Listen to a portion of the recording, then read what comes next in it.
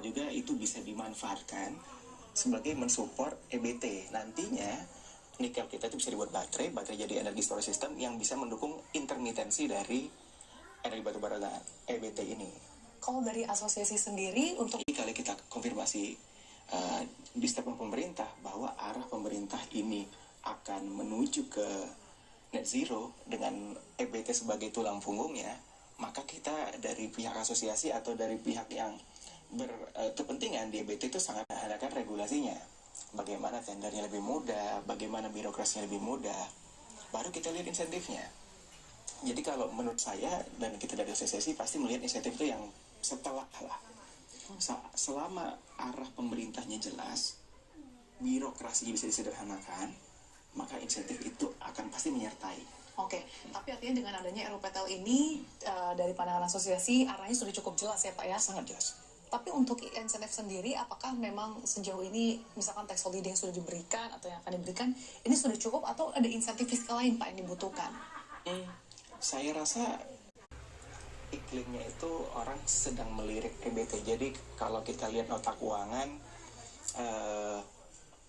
alokasi subsidi energi kita kan masih ke fosil.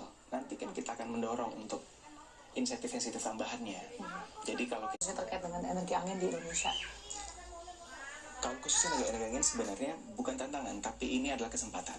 Jadi kesempatannya adalah dengan pengaplikasian EBT lebih banyak, maka pemerataan green jobs itu juga akan terjadi. Kita menyiapkan tenaga kerjanya, karena ada operate-nya, ada SDM-nya, ada SDM harus kita persiapkan, dan itu juga tantangan sekaligus potensi untuk Indonesia ke depannya.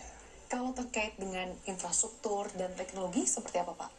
Teknologi sekarang makin saya seperti bilang sebelumnya, teknologinya makin murah, kualitasnya makin baik.